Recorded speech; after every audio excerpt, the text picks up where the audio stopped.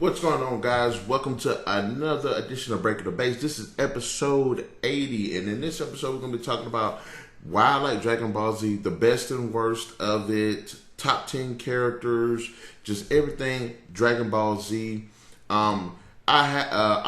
Unfortunately, this episode 80, I'm going to be doing by myself, but that is all right. I'm going to try my best to keep this entertaining, and I just want to go ahead and just jump right into it.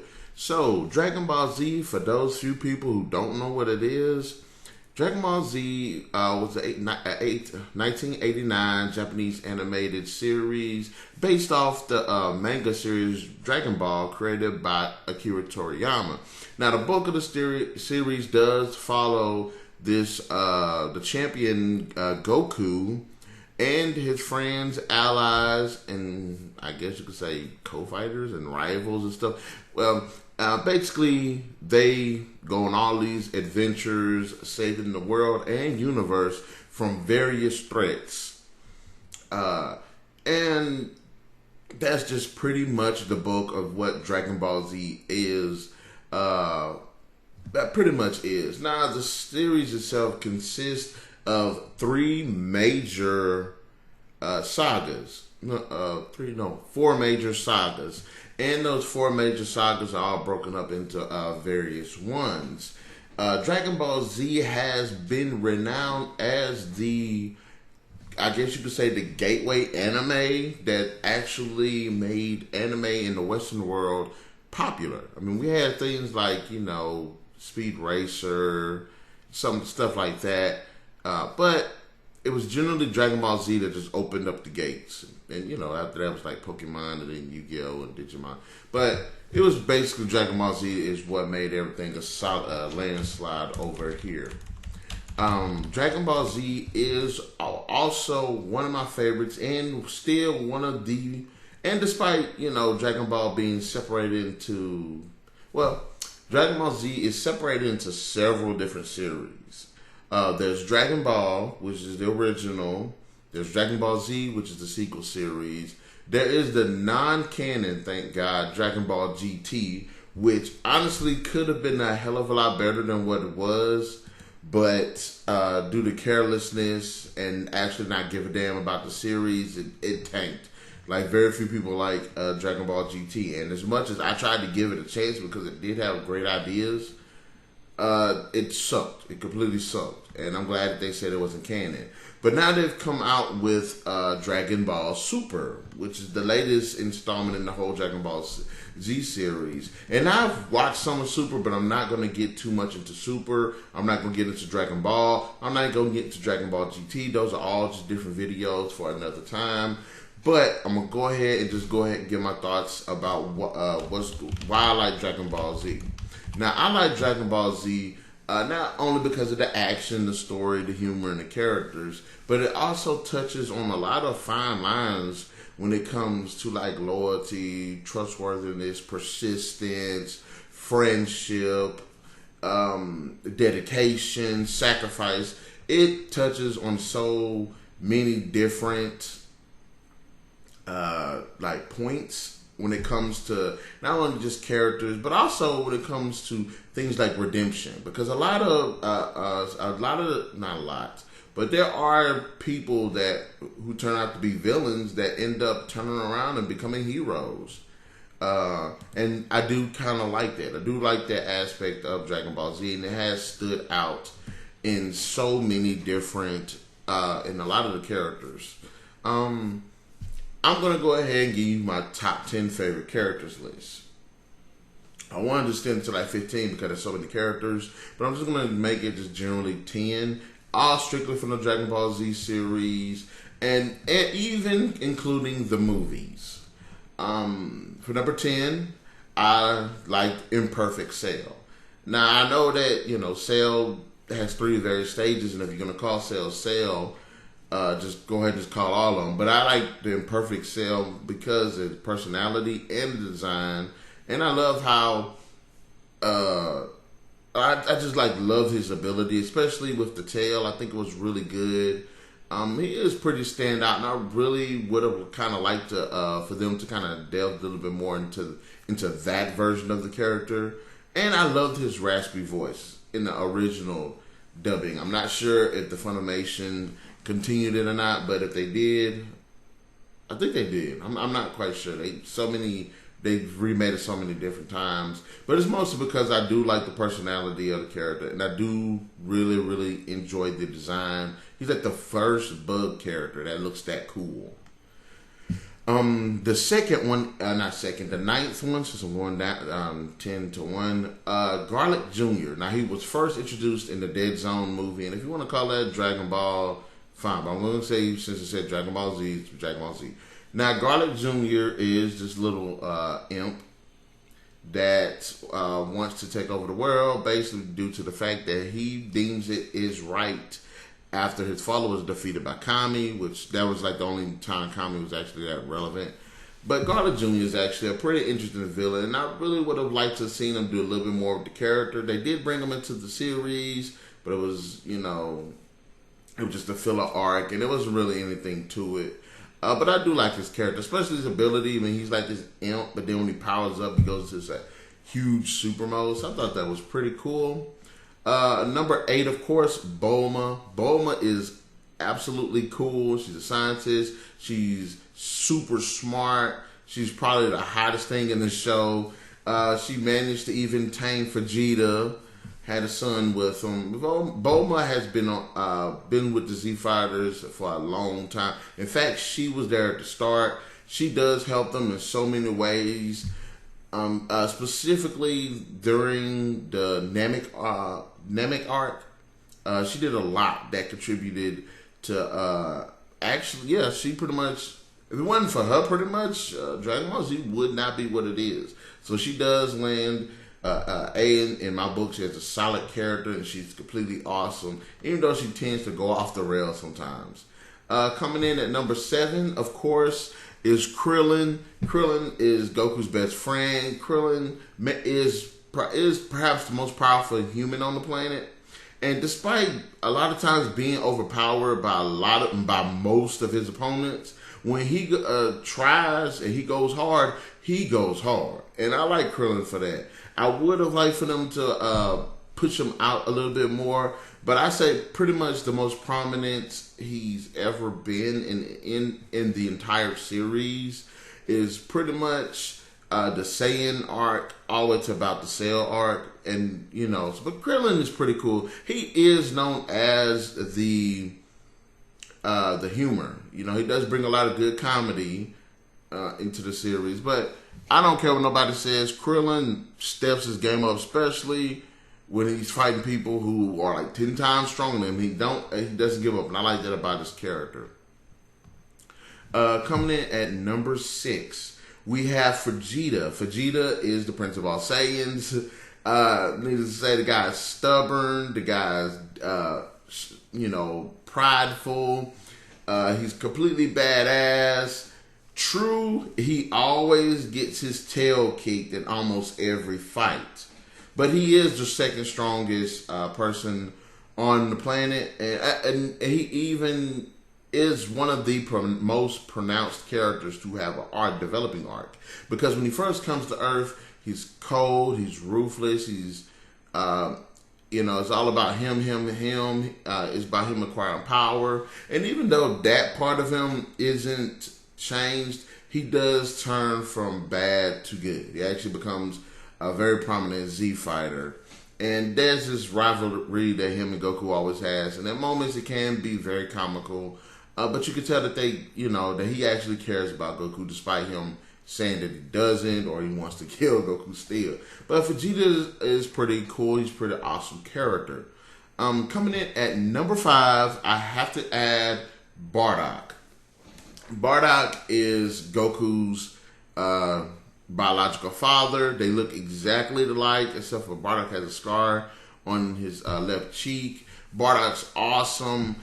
This is one of the topics I wanted to kind of touch on about Dragon Ball Z that I wish they would have emphasized a little bit more. And it's Goku learning about his father, Bardock.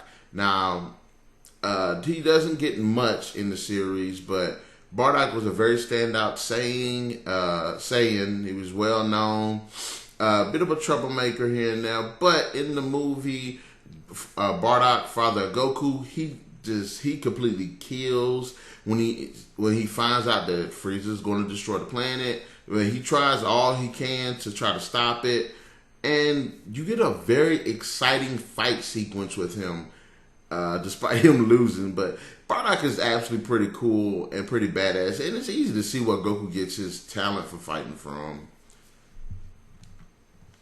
Coming in at number 4, Goku. Goku is the main protagonist of Dragon Ball Z, a Saiyan sent to Earth as an infant with a mission to destroy it, but after having an accident, alters his memory, making him the greatest defender of Earth.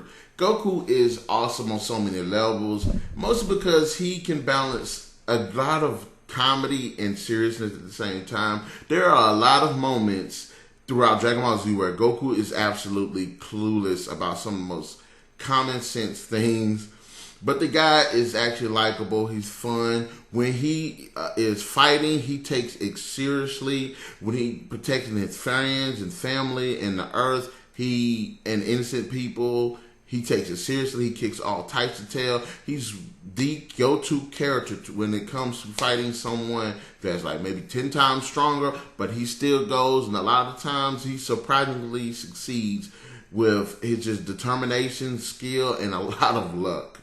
Goku is probably one of the most pronounced and well-known characters in anime, and it's easy to see why.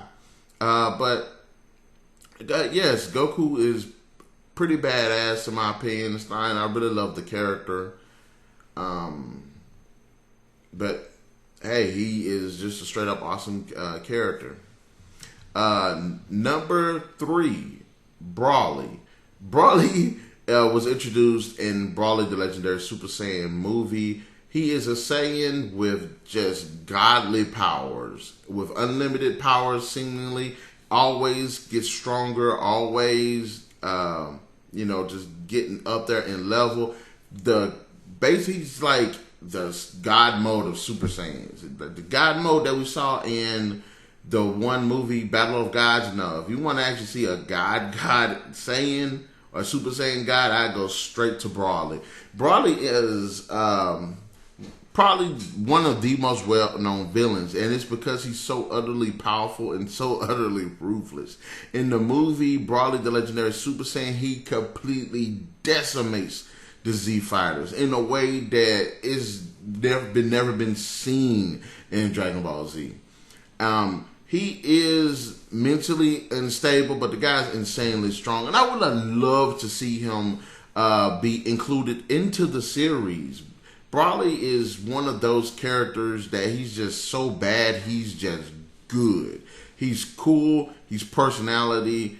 He has a lot of personality, and I really enjoyed his character. The movie was awesome. Maybe not the Second Coming and Bio Broly, but the first movie definitely stood out. And it's because Broly just makes his list because God's is a straight up juggernaut. Unstoppable. Coming in at number 2, Kid Buu.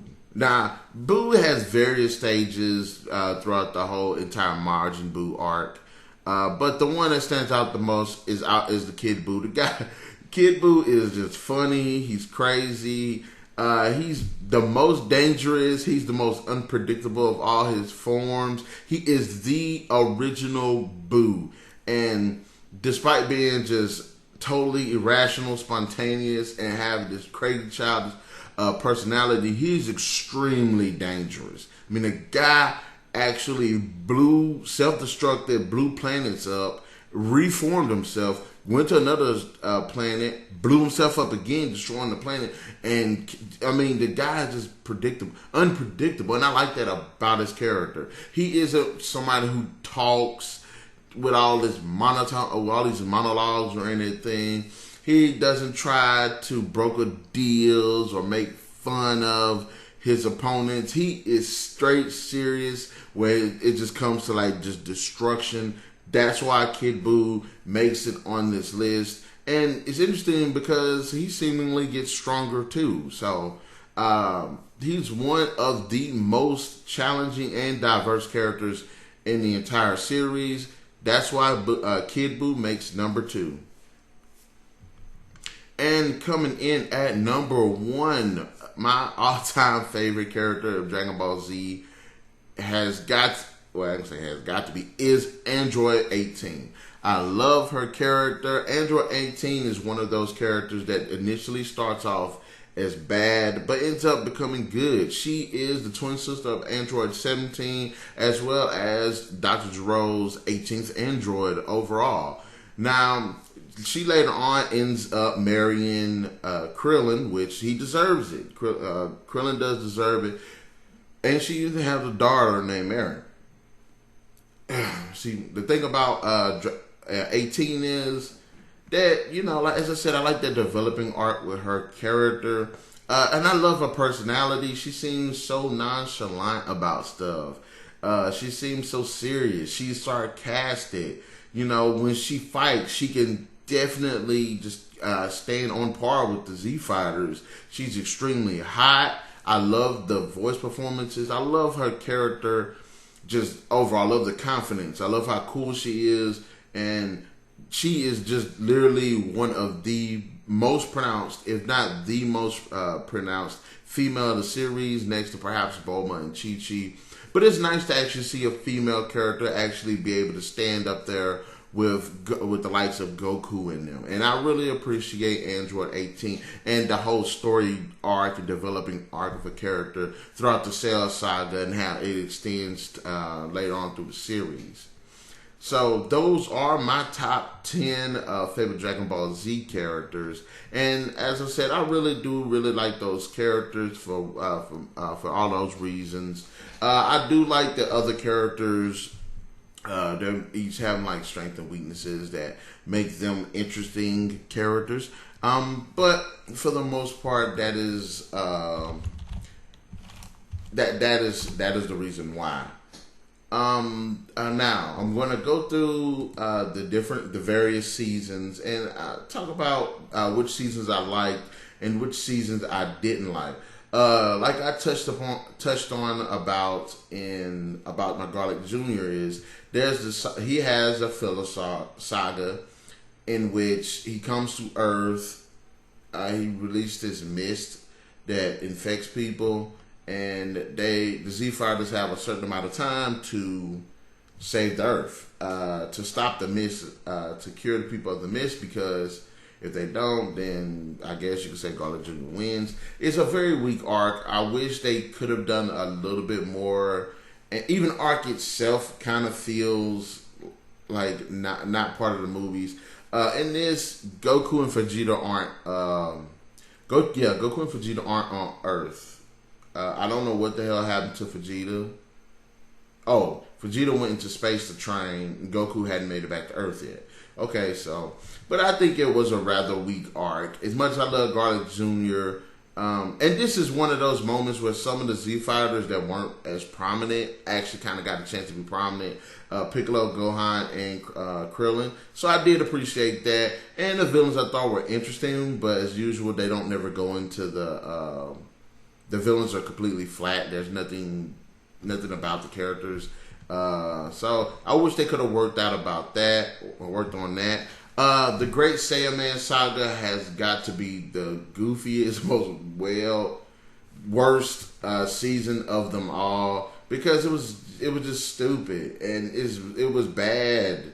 It was honestly bad. I'm sorry. I mean, it was interesting seeing Gohan, having to mingle with other characters that weren't superheroes and stuff. And I didn't mind that. It was pretty cool. But the whole him trying to be a superhero and all that, but I did like the relationship that he builds with Videl. And I would give it that. That was pretty much the most interesting aspect of it. The Namek Saga was not bad. It was actually adventurous. It had that adventurous, grandiose feel that Dragon Ball Z is well known for, and I love, and I like that, especially how they introduced Frieza and all of these henchmen of his, and how each of these henchmen had like their own screen time. They had their own moments, and that was pretty much one of the best arcs in terms of characters. And even though they didn't really go into the backstory of the characters, they gave the characters screen time. Dodoria was able to outmaneuver one character, outdo one character, only be bested by another character, and how they have all of these interrelationships, and how Frieza was all introduced. And Namek was actually a pretty cool setting, a very refreshing setting compared to Earth that they did pretty well as it being one of these the developing arc for the character of Vegeta. So also, this is where I say Krillin, Gohan, and Bulma actually stood out, and I love that. This is hands down one of the best arcs or sagas that you want to call. The World Tournament Saga, I was interested in. I thought it was an interesting saga, but I still felt like it was wasted because it didn't make any sense for all of these characters to enter this tournament with regular humans because it felt so one-sided. Like they always won and everything. Now I was interested seeing how, some of the new characters, whatever that guy was, the two humans that turned into Majins, that were controlled by Babidi. Like it was cool seeing them because you saw a new element that could actually potentially hurt the Z Fighters, as well as the Supreme Kai and that red guy. And that's what I would have liked to see to make this saga more interesting. Like maybe aliens and more demons and stuff to challenge the Z Fighters. And even though we did get that, and it led up to the Buu saga, I still think in general the idea of these superpowered beings trying to compete in a world tournament basically against each other was a bit wasted. The Babidi saga was actually it was interesting build up towards the Buu saga. Babidi was an interesting bad guy, flat as hell, but it was pretty interesting in terms of how he decided to execute his plans and goals and things like that. I thought it was okay. It did kind of feel one-sided, specifically when it came to like the Z Fighters, who were unexpectedly this strong compared to Babidi's forces. And I would have liked to see more of an invasion of Babidi's forces rather than him having like 5 dudes all together. It would have made more sense that when it came towards Babidi's goals of awakening Buu and everything. I'd say that Babidi's saga was a bit of a waste. I wish they could have did a little bit more with it. We have also the Fusion Saga. I thought the Fusion Saga was alright. It could have been better on so many levels. The fusions were pretty cool. Gotenks was pretty cool and everything. A bit too goofy at moments. But as far as gotta forgive the train and everything. But I'd say it was pretty cool seeing that. It was pretty cool seeing the Fusion Saga. I didn't mind the Fusion Saga at all. I just wish there could have been a little bit more, perhaps even other characters doing fusion, which would have made more sense. It's called the Fusion Saga. How can you call it the Fusion Saga when it's only one person, two people just fusing? It'd been cool to see more characters fusing too. So I give it there. It isn't as tight as it could be, but it's pretty cool, especially particularly the fights. The Perfect Cell Saga was pretty cool, but I think one thing that they did wrong with the saga was the fact that they narrowed the threat level down to one character. I would have liked Cell to try to, I don't say Cell, but they did go with the idea. He did do it. They did go with the idea where Cell ended up spitting out those baby cells, those kid mini cells, and it would have been pretty cool if he did a whole army or something of them. Now the way it ended, the build up where everybody, combined their powers together to try to take out Cell was one of the most epic endings of this to a saga because everybody was included, and that's where it shines the most. Also, Gohan steps up a lot in the Perfect Cell saga, and I think it was great developing art for the character, as well as for the character, again, Vegeta, because he does have a moment that was great. And Cell is just a complete bastard, but Cell was actually pretty cool as Perfect Cell. I would have liked to seen his design change a little bit from Cell to Perfect Cell, but hey, it's all right. The Captain Ginyu saga, did not mind it. It was action packed. It was funny. The only problem I had with the Captain Ginyu saga was Berter and Jace were kind of lame. Like, Berter was a pretty interesting character. Like, I wanted to like see more of their abilities. The most standout of the Ginyu Force is Captain Ginyu, Raccoon, and Goldo. And I wish they could have did more with Jace and Berter's characters. Because both of them pretty much got taken out with one-hit KOs. But it was pretty cool. It was very exciting. You have Krillin and Gohan teaming up with Vegeta to take out the Ginyu Force. To get the Dragon Balls back, which Captain Ginyu ended up stealing. And what you see is just Raccoon dominates these three characters. He just destroys them. But Goku shows up and everything is hunky-dory. We have the Kid Buu saga, and as I stated with my top 10 characters, Kid Buu has got to be the most unpredictable, insanely powerful, and just completely spontaneous character. This is the moment where it's like all or nothing. We have to stop Buu, otherwise he's going to just keep destroying planets, keep killing like billions of people. And it's nice to see, despite and honestly, it was one of the best fights. And it had the most gripping moment where we have to stop him. Vegeta ends up again stepping up, and despite getting his butt kicked, he just keeps coming and he keeps coming. Also, surprisingly, the only moment Hercule ever did something useful. I'm so sorry. I hate Hercule as a character, but it was nice to see him step up. And because he did that, he helped Goku save the world.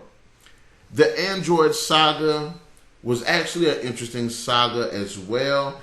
I would have liked a little bit more to been done with the androids, but it was a pretty cool change of bad guys in terms of motivation and powers.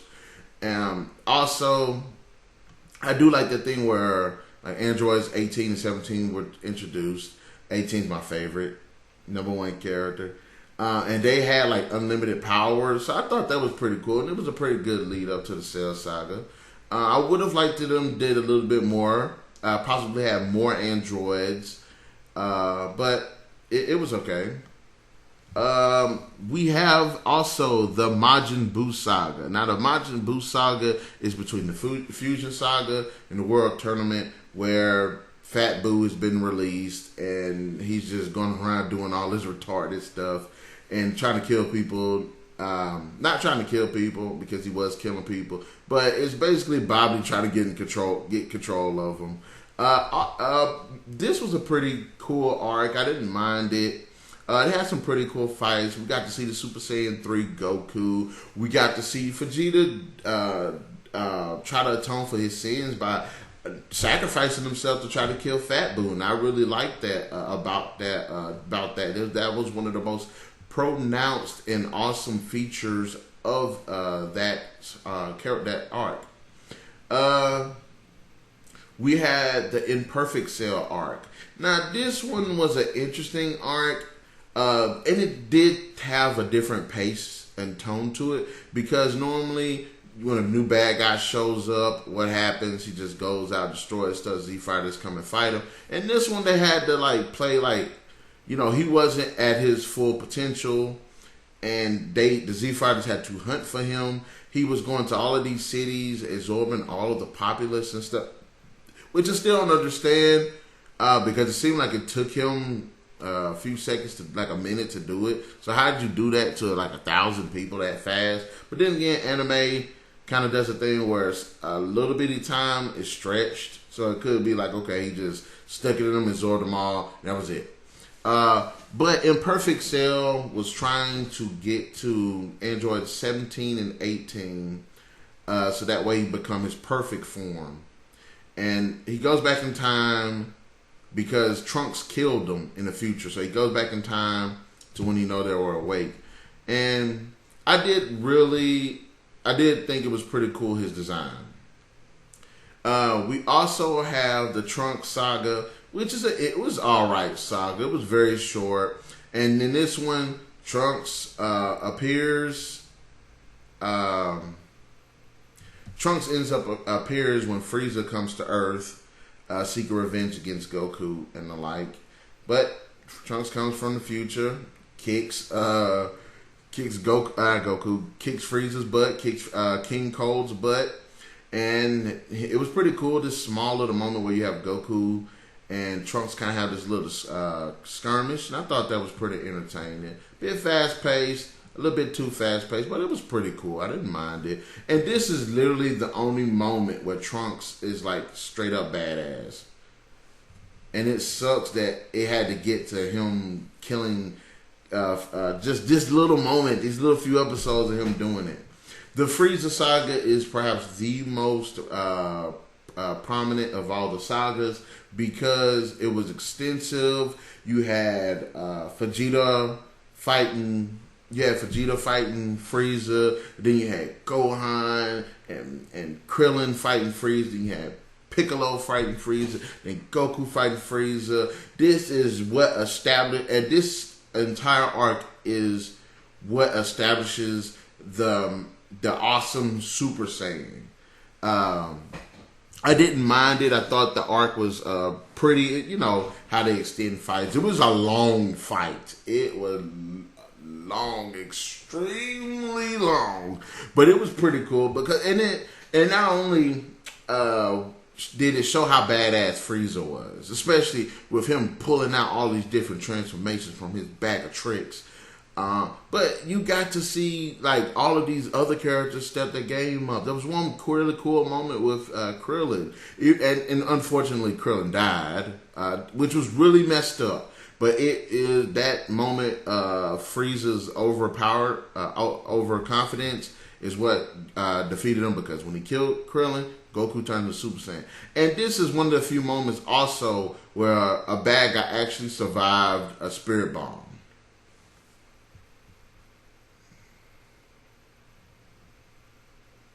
And Goku went down in history for this, which later becomes prominent with Dragon Ball Super, or what you could say leads to Dragon Ball Super. There is also the Saiyan saga, which is my absolute favorite saga. This is where you get a bit more backstory with Goku, where he's from, who his people are, what happened to them. You get also the really cool and epic Saiyans, and this is pretty much what starts Dragon Ball Z off.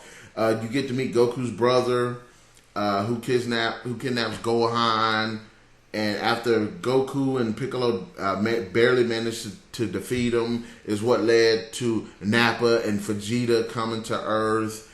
In which case, all of the Z fighters took part in this epic battle, and then you get to see Goku take on Vegeta, and Vegeta turn into the Great Ape, and everything that happens later on influences the rest of the series, as the Z fighters that did perish in the battle, Gohan, Krillin, and Bulma decided to go to planet Namek to use their Dragon Balls to wish them back, which of course led them to meeting Frieza.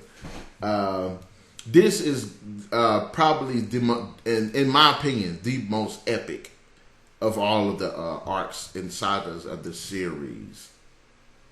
And finally, we'll get to the Cell Games saga. The Cell Games I thought was cool. I thought it was interesting, but I thought it was a bit lackluster, and this is why. Cell decides that he wants to give everybody on Earth a fighting chance before he destroys the world.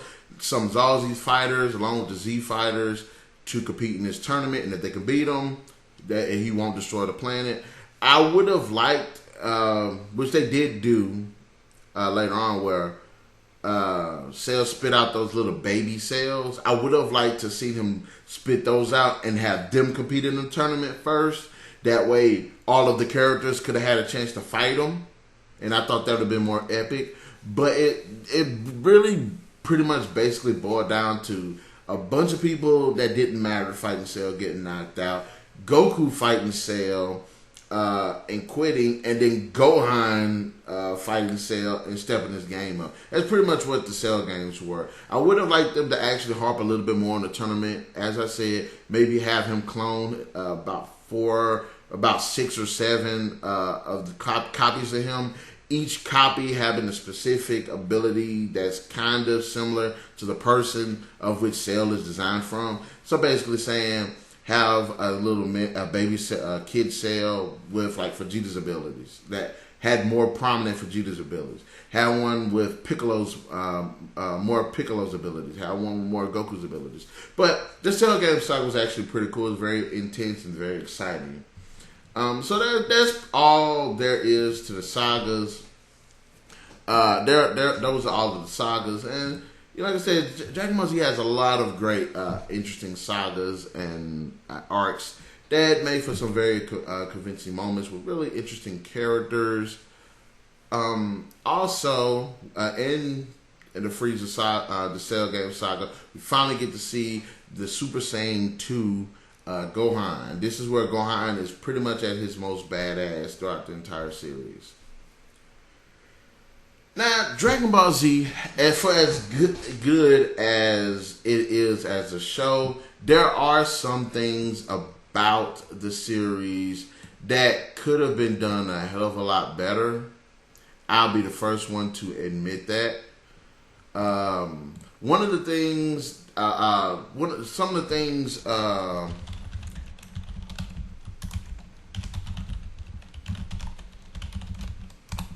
Some of the things that I wish they could have done a bit better is like there's a lot of great characters in the series. However, a lot of those characters that are prominent at the beginning of the series, as the series continues, are pushed further back and basically disappear. When I say characters, I mean in the Saiyan saga, that's when you see almost all of the original Z fighters at their best, where they're most out there, the most prominent. But after that, a lot of the characters like Yamcha, Tien, Chaozu, they're pushed to the wayside. Tien gets a bit more shine in the Cell saga, but that's about it. After that, he's pretty much useless. Yamcha and Chaozu they're just completely shitted on after that. Krillin and Piccolo do manage to stick with the Z fighters for the most part on these adventures.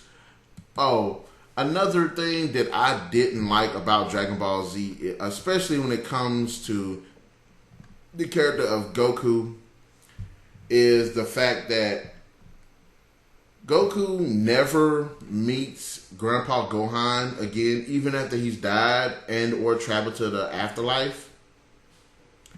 And he never meets his father, Bardock, never meets his mother, and never meets Raditz. I would have liked for him to have, that right there would have been the full connection to Dragon Ball. When he died, he met Grandpa Gohan. It makes really no sense for him not to have met any of his family, especially when he died, twice? Or, I never did like that. Also, another issue that I didn't like about Dragon Ball Z is some of the villains, they don't have any backstories. They have no backstory. They're all cliche. Frieza, what is his motivation? Where did he come from? What is his people?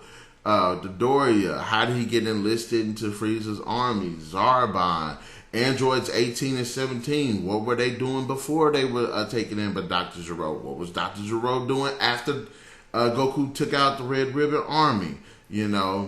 Babidi, what the hell was he doing? that one guy, Spopovich, yes, the guy that became a Majin. What the hell was he doing before? I mean, they did show what happened before, but like, how did he get hooked up with Babidi? You know, there's a lot of characters that lack exposition, and I hate that. You know, where the hell did Vegeta, when he grew up? How did Raditz grow up? And how did Napper grow up? You know, like, there is literally no exposition on a lot of great characters, and I can't stand it. Another thing that pisses me off about the series is the abilities. A lot of these fantastic abilities that are shown within the series, the solar flare, the Kaioken, the multiform technique, the like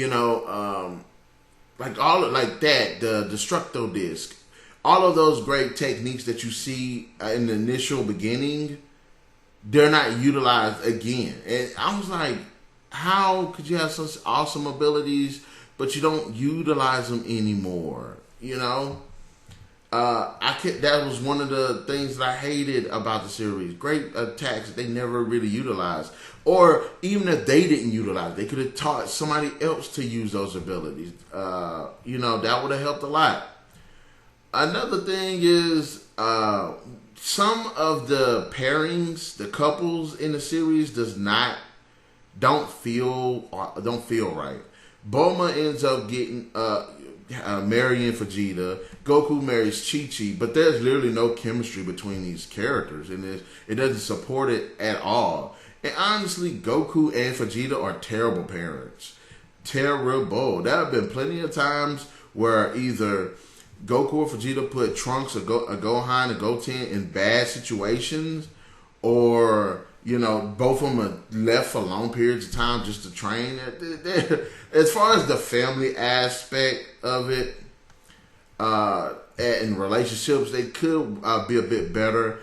Even with Krillin in 18, I see a bit more chemistry with their characters, but not enough to fully, like, I would like to see them go out, see them cooking.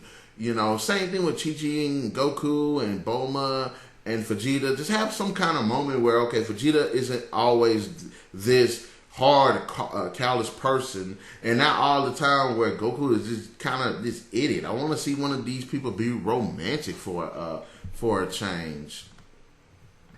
You know, and I just like to go ahead and talk about the movies. The movies, for the most part, are pretty awesome.